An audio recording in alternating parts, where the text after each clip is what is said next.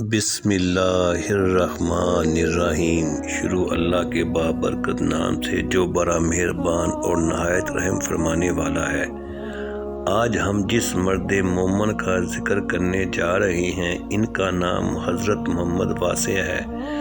آج کی ویڈیو میں انہی کی زندگی کے اہم حالات اور واقعات بتائیں گے۔ گزارش ہے ویڈیو کو توجہ اور انتہائی دھیان سے آخر تک لازمی دیکھیں تاکہ ان اللہ والوں کی باتوں کی تاثیر آپ کی روح تک اثر کرے۔ آپ عالم بھی تھے اور عارف کامل بھی، اور اپنے دور کے بے نظیر بزرگوں میں سے ہوئے ہیں۔ نہ صرف یہ بلکہ آپ کو بہت سے تابعین سے شرف نیاز بھی حاصل ہوا، اور بہت سے اہل طریقت کے مرشدین سے بھی آپ کی ملاقات ہوئی۔ آپ شریعت اور طریقت پر یکساں عمل پیرا رہے اور اس قدر قناعت پذیر تھے کہ خشک روٹی پانی میں گھول کر کھا لیا کرتے اور فرماتے کہ خشک روٹی پر تکیہ کرنے والا کبھی مخلوق کا محتاج نہیں ہو سکتا، اور آپ خدا تعالیٰ سے عرض کرتے کہ تو نے اپنے محبوب کی مانند مجھ کو بھی مسکین رکھتا ہے، لیکن مجھے علم نہیں کہ یہ مرتبہ کیوں عطا کیا گیا ہے۔ اور جب آپ بہت ہی بھوکے ہوتے تو حضرت حسن بصری کے یہاں پہنچ جاتے اور جو میسر آتا کھا لیتے۔ اور حسن بصری کو بھی اس بے تکلفی پر بہت مسرت ہوتی۔ آپ کا ایک مقولہ ہے، شب و روز بھوکا رہنے والا بھوک کی حالت میں بھی کبھی ذکر الہی سے غافل نہ رہے۔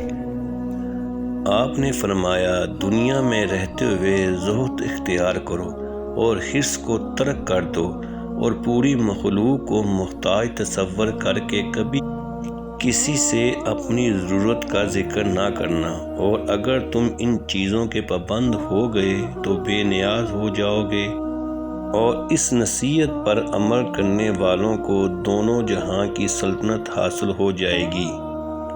آپ نے ایک دن حضرت مالک بن دینار سے فرمایا کہ دینار و درہم پر نظر ڈالنے سے یہ چیز زیادہ دشوار ہے کہ انسان اپنی زبان پر نگاہ رکھے اور کبھی کسی کو برا نہ کہے۔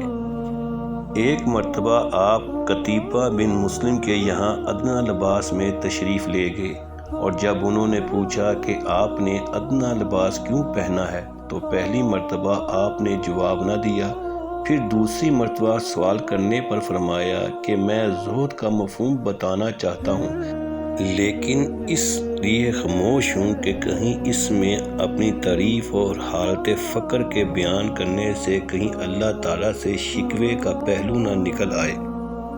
آپ سے بعض لوگوں نے پوچھا کہ کیا آپ خدا شناس ہیں؟ آپ نے کچھ دیر خاموشی کے بعد فرمایا کہ خدا شناس تو حیران اور گمسم ہو کر رہ جاتا ہے، اور اللہ تعالیٰ اگر چاہے تو اس کو عزت عطا کر دیتا ہے جو کبھی غیر اللہ کی جانب توجہ نہیں کرتا، لیکن خدا پر کسی کو اختیار نہیں ہے، اور سچے کو اس وقت تک سچا نہیں کہا جا سکتا جب تک وہ بیم و رجا کا پلہ مساوی نہ ہو۔ جیسا کہ حضور اکرم صلی اللہ علیہ وآلہ وسلم نے فرمایا، ہر شے کا درمیانی درجہ اچھا ہوتا ہے۔ آج میں نے مختصراً حضرت محمد واسع کے حالات اور واقعات بیان کر دیے ہیں۔ اب میں جس مرد مومن کا ذکر کرنے جا رہا ہوں ان کا نام حضرت حبیب اجمی رحمۃ اللہ ہے۔ آج کی ویڈیو میں انہی کی زندگی کے اہم واقعات اور حالات شیئر کریں گے۔ حضرت حبیب اجمی رحمۃ اللہ صاحب یقین اور گوشہ نشین بزرگوں میں سے ہوئے ہیں۔ آپ کی ریاضت کرامات بہت زیادہ ہیں۔ ابتدائی دور میں آپ بہت امیر تھے اور اہل بصرہ کو سود پر قرضہ دیا کرتے تھے، اور جب مقروض پر تقاضا کرنے جاتے تو اس وقت تک واپس نہ ہوتے جب تک قرضہ وصول نہ ہو جاتا، اور اگر کسی مجبوری سے قرض وصول نہ ہوتا تو اپنے وقت ضائع ہونے کا مقروض سے ہرجانہ وصول کرتے اور اس رقم سے زندگی بسر کرتے۔ کل ہم حضرت حبیب اجمی کے تائب ہونے کا واقعہ بیان کریں گے کہ آپ کی زندگی میں کیا ایسا ہوا کہ آپ بے قرار ہو کر حضرت حسن بصری کی مجلس میں پہنچ گئے، اور انہوں نے ایسی نصیحت فرمائی کہ بے چین ہو کر توبہ کی۔ آج ہم اس سلسلے کو یہیں سے اختتام کرتے ہیں۔ کل پھر یہیں سے حضرت حبیب اجمی کے بارے میں بات کریں گے۔